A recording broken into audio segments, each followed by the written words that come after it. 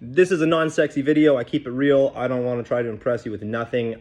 This is not fancy stuff at all, okay? I just got done working out, and my haircut doesn't even look cool. All right, here's the facts. You want to level up. So if you've watched for 13, 14, 15 seconds, you're like, yo, I want to level up. When's this guy going to start telling me about leveling up? That's what the caption said. It's called patience, young grasshopper. It's called patience, okay? We're getting rid of all the other people who are clicking through this video who are like, I don't want to sit through this video long enough because this guy's just rambling on and on. Go away. Go on. You don't need to watch this video anymore. I'm going to tell people how to level up. I'm going to crack the code for you, take away the fog and the mist and the blurriness of confusion that everyone keeps telling you need to work harder, try harder, do all this stuff. If you only did more, you'd be better, blah, blah, blah, blah, blah, blah, blah, blah, blah, blah. All right, we're getting close to the mark where most people drop off, and so all the real people will be watching this video. See, we got rid of all the frauds. Okay, we don't want to give the secret away too easily, so we want all the people who lack attention spans to just move along. They're not going to learn how to level up. Now it's been a minute, we can get started. Okay, so here's the deal.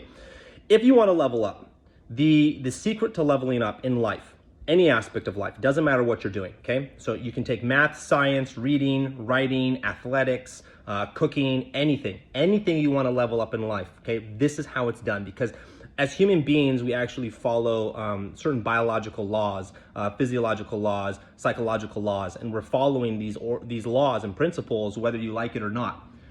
So this is how we get our system to level up, okay? The word confidence is, I think, a word that has been misused and misunderstood. Confidence is being able to do something incredibly well, even more than incredibly well, to the point where you can mess with yourself, okay? Think about like a juggler, for instance. If you had confidence in juggling, it wouldn't really matter how many objects you're juggling because you have confidence in your ability to juggle. It wouldn't matter if you're juggling knives or chainsaws or torches or just, bean bags or anything like that, rings, clubs. It wouldn't matter because you have confidence in juggling. Now, I hope that now starts to paint a picture of what confidence really is. Confidence is not the ability, I have the confidence to juggle 3 objects. No. That's not the confidence we're talking about. Confidence is the ability to handle the changes in environment with whatever skill set you're working with, okay? So confidence, like Stephen Curry, 3-point shooting, okay? The level of confidence he has with a basketball in shooting the ball anywhere on the court. It comes down to the ability of when he practices, the number of shots he can make in a row, and also the frequency at which he can make them, and also the speed that he conditions, where he's doing like suicide runs, down and up the court, and then shooting threes, and then doing it again and shooting threes. He's messing with himself. He's taking his skill that he already has, the ability to shoot the ball incredibly well, and then he's messing with it. And he's coming from different angles, different speeds, different endurance and strength and stamina points. He's messing psychologically with himself, neurologically, physiologically, and that's confidence.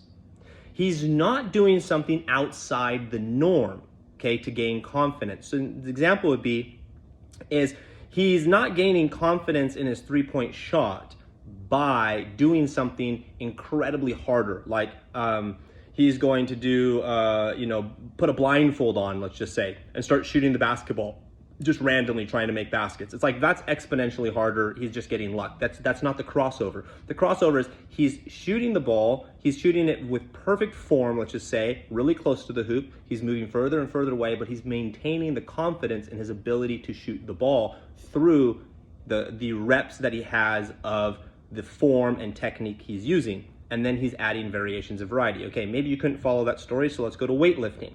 Weightlifting, confidence would be in weightlifting is the ability to take a weight that you can rep about 20 times. Okay, like you're gonna be able to get 20 reps in a row, and you're gonna be done at 20. So you're maxed out at 20. And then going back to that same exact weight and trying to do 20 reps as slow as possible, but still get the 20 reps in. Okay, you can see now how you're going to fatigue at a different rate. Okay, well, so now you're going to build up your stamina and endurance doing 20 reps as slow as possible of the same exact weight. Then you take that same exact weight and you would do explosive reps. You might drop down really fast and try to catch the weight, essentially. Hopefully it's not too heavy that's ripping your arms off, but if you can do 20 reps, you should be able to control a quick drop to catch and then an explosive out. Or maybe you're going slow down, explosive out. Or maybe you're going fast down, slow up. Now there's these variations of 20, and what you're going to find is you do not have the stamina and the endurance and the strength to handle the variations. Notice you lack actual confidence in moving that weight. And that's the key. Why? Because when you actually mess with yourself and you make whatever you do well and you make it more difficult, okay, not stepping outside of the bounds of doing something different, but doing the thing you do well and making it more difficult, what you're doing is you're developing more neurological pathways doing the same thing. And your body is designed, your brain is designed to correlate as many neurological pathways that it already has experience in and pick and choose what it needs to do, when, and why. This is the reason why if you ever run like multiple miles, 5, 10, 15, 20 miles, if you ever go running, even a mile, when you run a route for the first time that you've never run before, it feels a little bit longer than if you go and run it the second time. Because your brain has not mapped out necessarily the pacing and endurance required to cover the route. Even though maybe you've run 5 miles every day of your life, let's just say, but you run a new 5-mile route, it's going to feel different. The second time you do it, your brain has already mapped out all the little mile markers and points where you go, okay, I know this is the halfway mark, the 3/4 mark, so it starts to manage its energy differently because it has more neurological pathways or more information to work with as it's managing basically energy conservation. Leveling up is not necessarily stepping out of your current environment. It's staying within the environment that you do well, that you're confident in. And then it's messing with yourself to a point of failure to say, you know, I'm going to try to tweak things and make it more tricky and difficult. This can be done with cooking. For instance, if you cook with recipes, make the same exact dish without using the recipe. See if you can get the same flavors. Tweak the flavors, see if you can get the same, enjoyment out of the food. Use a timer to cook your food. Don't use a timer to cook your food. Try things differently. Mess with the same exact dish 1,000 different ways, and now you're going to develop confidence. Then, when you go and try to do something that's entirely different, like making an entirely different dish, you're going to have a better understanding of the parameters that which you need to work under. And this would be the same exact thing that if you do the reps with the weights and you do 20 reps and you do variations of it, now when you go to do 10 reps or you do 3 reps, you start to realize that you're not actually as confident in your 1 rep max as you should be. Because your 1 rep max probably has form errors, technique errors. You're probably moving at a rate of speed that is only limited by what your 1 rep max is able to do. And so what you have is a person who does a 1 rep max at a certain speed frequency, and then all of a sudden they just try to get a heavier 1 rep max. Instead of going, can I go slower in my 1 rep max? Or can I do, it slow down and explode out? And now they're messing with their 1 rep max to see what they could actually pull off. Same thing with basketball, same thing with any other sport, okay? A lot of people who are, let's say writing, a lot of people do not like to write because they don't know what they should write about. Instead of writing about the things they enjoy and getting better at writing. And then once you've written 20 pages about the things you enjoy, you can start writing, 1 page about things you don't enjoy because you've just become more fluent in the concepts and processes of writing. And so this is how you level up. This is the thing that's getting missed. This is why people get, kind of discouraged because you go, I don't have any talent. And it's like, it's not actually talent. It's reps in confidence. It's reps in what you're good at. So find something you're already decently good at. And good at is not even maybe a good word. It's to be things you enjoy attacking and going after, even if you fail. Just doing it again and again and again and again, and you enjoy it. Get really good at doing it consistently again and again, because confidence is built off of consistency, and then start messing with yourself. That's all music really is. Music is like, okay, there's some notes. It's not a lot of number of them. It might be like, depending on what keys and everything you're playing with, what key you're playing in, will depend on what the notes you're using, but there's a limited variety.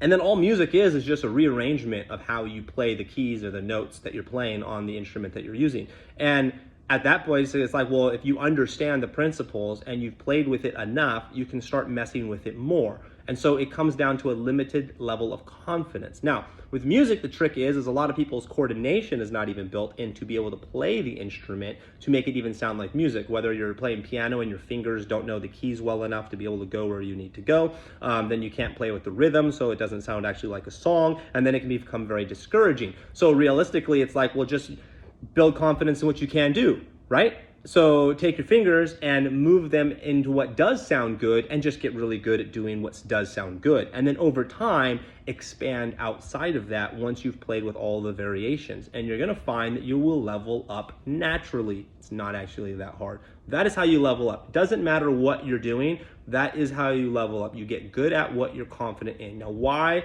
or how do I know this?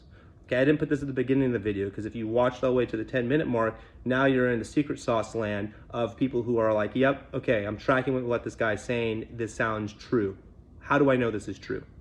Because I've spent over 20 years, pretty young looking guy, but I've spent over 20 years teaching gymnastics. And gymnastics is a skill acquisition sport.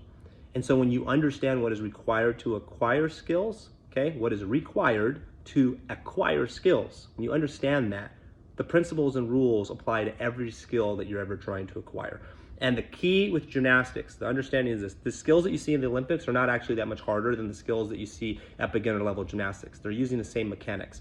The only thing that's different is the amount of energy and force, timing, awareness, proprioception that is required in the execution of those movement pathways. The surfaces might change, the amount of rotation. Just doing more flips is just adding more energy essentially with angular momentum. It's not anything harder, just like do it more. But you also have to have a level of awareness and a precision to make your body shape change happen at a specific time and place.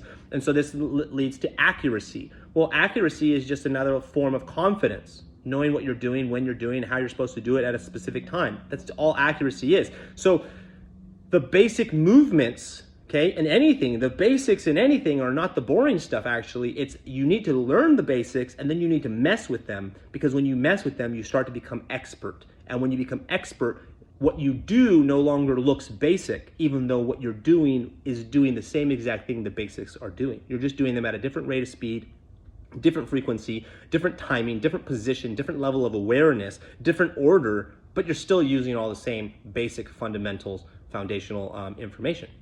So that's it. You want to level up, do what you're good at, gain confidence in what you're good at by messing with yourself within what you're good at, and then start noticing how that bleeds out and starts hitting other areas of life, and you start going, oh, okay, I can take this now newfound confidence I have and apply it in other areas. Have a great day. This is too long of a video for YouTube to even like, but I don't even care. Bye.